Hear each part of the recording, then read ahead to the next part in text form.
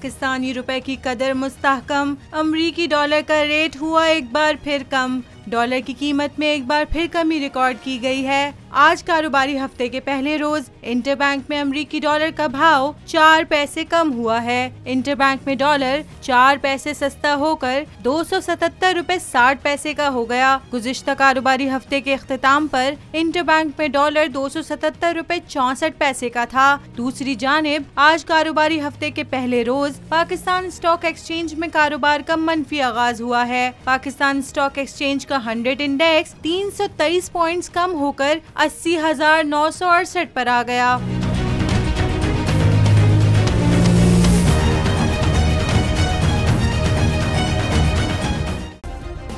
Subscribe करें और bell दबाएं ताकि कोई खबर रह न जाए।